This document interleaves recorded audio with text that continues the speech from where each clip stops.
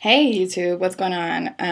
Penny from Heaven here, and I just wanted to make a follow-up to part one of this video. So there is a part one, and I will leave a link down below in my description box, and it's just called Living with My Boyfriend, What It's Like, or something like that. So I wanted to do a quick follow-up just because I get questions in my inbox, and people have left me comments just asking, more questions about what it's like, and so I just kind of want to touch on those things, and I'm going to try to keep this straight to the point, so forgive me if I don't elaborate enough for you. And if you have any other questions, definitely feel free to message me, okay? So I kind of have them just written down here so I can kind of like stay on track, so bear with me. So question one, do you get bored? I get this question a lot just because I've been living with my boyfriend for over 3 years now, and we've been friends for 5 years or more. And so people ask me, does living with him and seeing him every day and doing kind of like the same things every day, does that make me bored? My answer is no. Personally, I don't get bored.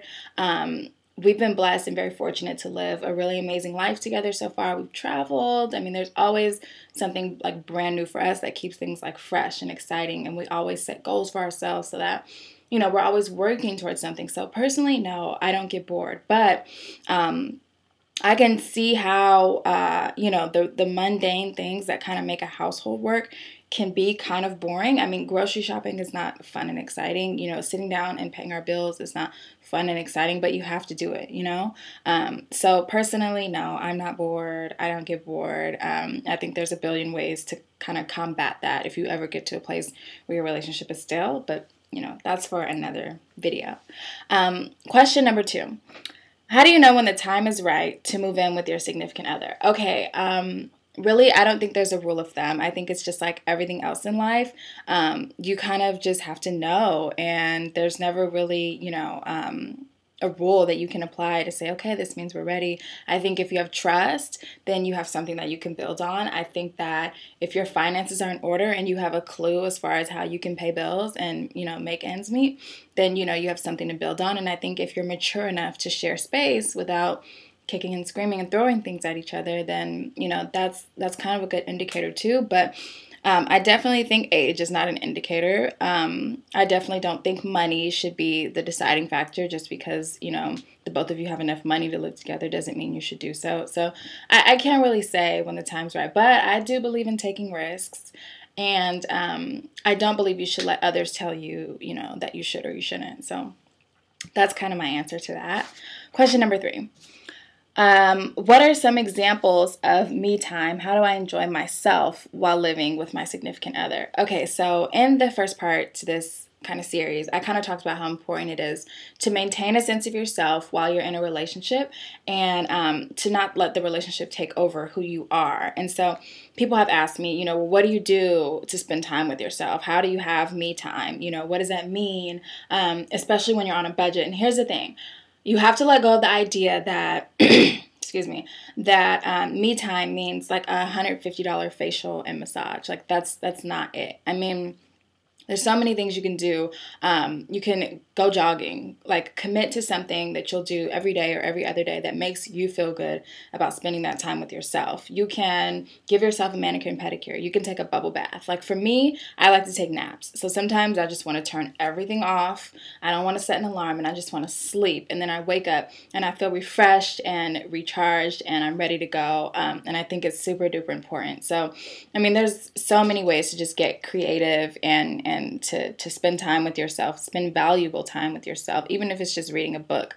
It's super important. So yeah. Question number four. What do you do about chores or dividing the housework?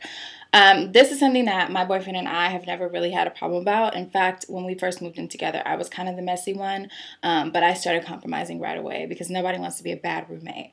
But I would say that the best thing to do is just establish some boundaries like right off the bat, and then commit to it, stick to it. So if you don't want to be the live-in maid, don't move in and then start doing all the chores and all the cooking and all, don't do that. Otherwise, you're going to be expected to do it every single time. Lay it out and be clear about what you will do and what you will not do, and be willing to compromise. So he takes the trash out. I will never, ever, ever take the trash out in this house. That's just what it is. I do most of the cooking. once in a while he'll offer to cook, which is amazing, but he never really has to. And this is not just dinner. Sometimes it's breakfast, lunch, and dinner, and I'm okay with that.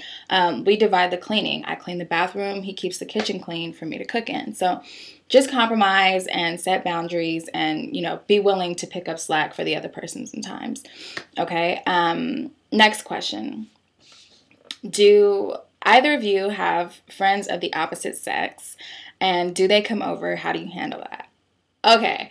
I'm a firm believer that there's no way for a man and a woman to be just friends. I think there's always one person, and you guys can tell me what you think about this, but I think there's always one person who's been attracted to the other person, and either, they've expressed that this won't work out, or they've tried and it didn't work out. But I don't have just guy friends, and he doesn't really have female friends. He has friends and people that he's grown up with and that are a part of his life that are female, but we consider them more so family. Like, I will watch their kids for them. They can come over anytime. It's not really like, he's bringing home his friend Keisha that he met at a club 2 years ago. Like, that will never go down. And that's just how we handle it. I know everybody feels kind of differently about that. So yeah, I can't really say too much about that. Next question, number 5 or 6 or whatever. I don't know how to cook. What do I do? Well, I suggest learning how to cook if you're moving in with your significant other. Otherwise, you can just budget a few $100s a month to spend on fast food and eating out, because it's very expensive. If you can afford it, and if it doesn't bother you, I say go for it. But if you guys are on a budget, you definitely want to learn how to cook, and you can start small, like start with something as simple as spaghetti. And then once you get good at that, try a different variation of it. It's good to experiment. Don't expect for everything to come out right every single time. But I definitely would say that it's worth it to try and just learn, because you spend a lot of money eating out, and you have to realize that everything doubles when there's 2 of you. So like for me to go to McDonald's, I might spend $5, $6, maybe $7, right, if I'm really hungry. But when both of us go and we do the whole shebang, it's like a $20 trip to McDonald's, which is, if you go 5 days a week, that's $100 just at McDonald's. So, I think it's worth it, to learn, or at least be willing to experiment. Next question. How do you decorate your space? Obviously, being gender neutral is important. When we do have friends over, he doesn't want his apartment to look like Sephora, and when my friends come over, I don't want it to look like, ESPN Zone. So you just kind of have to meet in the middle. I don't really know what else to say about that. Next question. How do I get my parents to accept the decision that I'm making to move in with my boyfriend? Okay. I'm not really one to ask about parents, because I've always been a rebel and I've always kind of done what I want. But I will say this: if your parents are not paying your bills, if your parents are not living with you, or if you're not living with them, think twice about why you really want to please them or make them happy. There's a difference between earning their respect and then pleasing them. You can spend your whole life doing, exactly what your parents want you to do, but you may never be happy. Or, on the flip side, you can do what you want to do, and you can stick to it, and you can make things work, and then you will earn their respect at the end of the day. To me, respect is worth so much more than approval. They're 2 totally different things. And I think if you're willing to stick it out with someone, like after 3 years, I still get the side eye from some of my relatives, my friends, or whatever, and everybody's got their opinion. That's fine with me.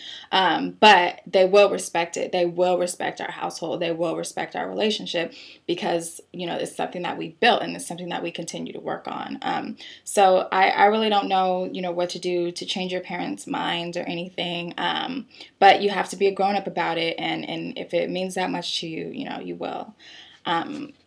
So yeah, I think that's pretty much all my questions. I'm surprised I did this in less than 10 minutes. But anyways, leave me comments. Tell me what you guys think. Did I miss anything? I'm pretty soon, I'm going to do a boyfriend tag video so you guys can meet him.